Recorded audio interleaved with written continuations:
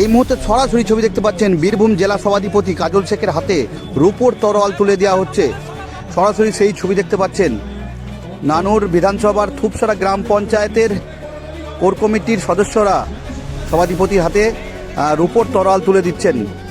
যেটা জানা যাচ্ছে এই রূপোর তরোয়ালের প্রায় 2.5 কিলো ওজন এই রূপোর তরোয়াল। আমরা গত বছরে দেখেছি সভাধিপতির মাথায় রূপোর মুকুট পরিয়েছিলেন, এই থুপসরা গ্রাম পঞ্চায়েতের তরফ থেকে উপহার হিসেবে দেওয়া হয়েছিল, এবং দেখতে পাচ্ছি এবার কিন্তু রূপোর তরোয়াল দেওয়া হলো। সরাসরি সেই ছবি দেখাচ্ছি এবং এই বিষয় নিয়ে কটাক্ষ করেছে বিজেপি, পাল্টা উত্তর দিয়েছে সভাধিপতি কাজল শেখ। আমরা কে কি বললেন শুনবো।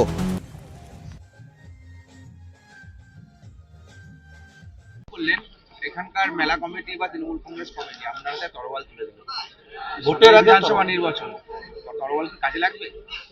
এটা একটা প্রতীক হিসাবে আমার মনকে ছুঁয়েছে, প্রতীক হিসাবে কাজ করবে আমার কাছে। তাছাড়াও 2011-র প্রাককালে এই তরবারের প্রয়োজন ছিল, এই তরবারির প্রয়োজন ছিল, কারণ তখন বামফ্রন্টে হাত মারা আপনারা দেখেছেন, আপনাদের মাধ্যমে সারা বাংলাদেশ, সারা ভারতবর্ষের মানুষ দেখেছে।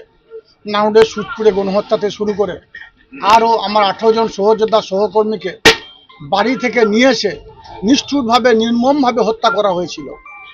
সেই সময়ে এই তরবারি প্রয়োজন ছিল, কিন্তু মমতাময়ী মা মমতা বন্দ্যোপাধ্যায় যেভাবে বাংলার বুকে একের পর এক জনমুখী প্রকল্প বাস্তবায়িত করেছেন, আমার মনে হয় যেন আর তরবারির প্রয়োজন হবে না। কিন্তু দিনের শেষে একটা কথা অবশ্যই বলবো, বামফ্রন্টের সেই হাতমাতদের একটা অংশ বর্তমানে বিজেপির ছত্রছায়ায় গেছে, সেটা আপনারা ভালো করে দেখতে পাচ্ছেন।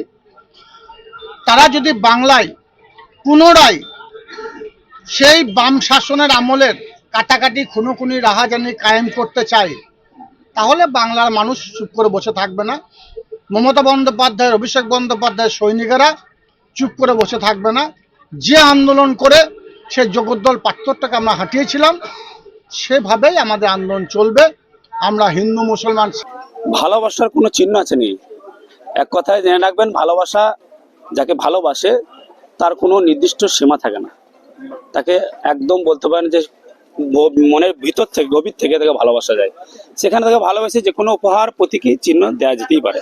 তবে এটা একটা প্রতীক হিসাবে ব্যবহার হবে, এবং এছাড়াও এই তরবারি যারা অশুভ শক্তি আছে তাদের বিনাশ করার জন্য, আন্দোলন করার জন্য, প্রতিবাদ করার জন্য অবশ্যই এইগুলো ব্যবহার হবে।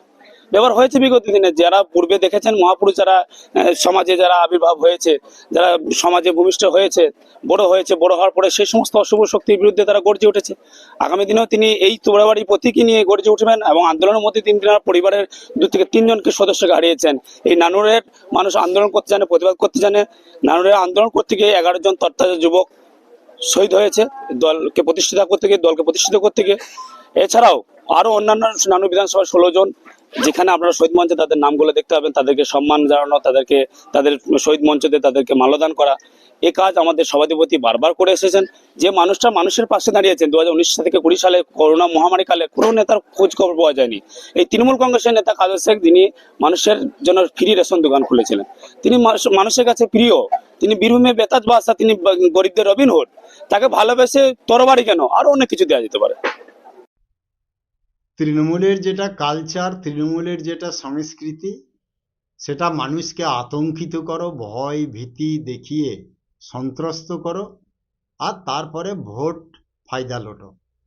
অতএব আমি মনে করি, মানুষকে যদি প্রকৃত সম্মান জানাতে হয়, তাহলে হয় ফুল দেয়, কেউ মালা দেয়, কেউ উত্তরীয় দেয়, এইগুলোকে প্রকৃত সম্মান জানাবার বিষয়বস্তু।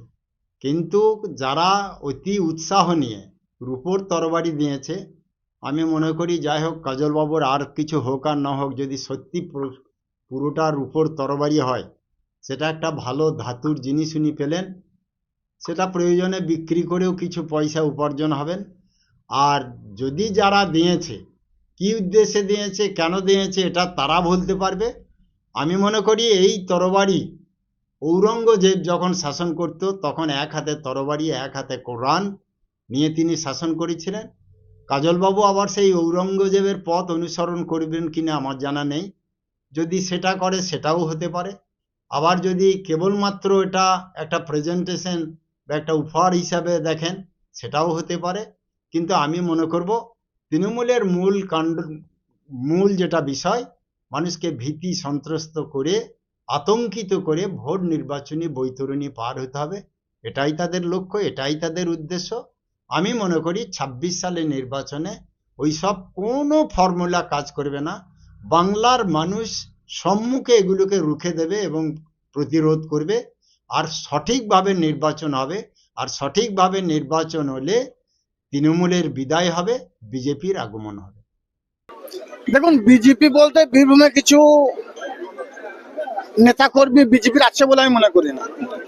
বীরভূমে বর্তমান বিজেপি সে বামফ্রন্টে হার মুদ্রা, তো হার মুদ্রার একটা অংশ যাদের বিরুদ্ধে বিগত দিন লড়াই করেছি এখনো করতে রাজি আছে। কারণ ৩৬৫ দিন এদের দেখা মিলে না। যখন ভোটের সময় আসে তখন এরা ভোট পাখি হয়ে আসে, জাতপাত নিয়ে রাজনীতি করে, ধর্ম নিয়ে রাজনীতি করে, হিন্দু মুসলমানের মধ্যে বিভেদ সৃষ্টি করার চেষ্টা করে। কিন্তু বীরভূম জেলা পক্ষে লাভ হবে না।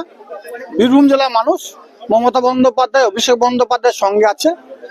মমতা বন্দ্যোপাধ্যায় সারা বাংলার মানুষের বাকস্বাধীনতা ফিরিয়ে দিয়েছে। একের পর এক জনমুখী প্রকল্প বাস্তবায়িত করে মানুষের মনের মণিকোঠায় পৌঁছে গেছে। বিগত দিনে বামফ্রন্টকে যেভাবে বাংলায় শূন্য করে দিয়েছে, আগামী দিনে বিজেপিকেও শূন্য করে দেবে। একটু ওয়েট করুন, দেখতে পাবেন 2026 নির্বাচনে বীরভূম জেলায় শুধু জোড়া ফুল ফুটবে, বাকিরা সর্ষে ফুল দেখবে।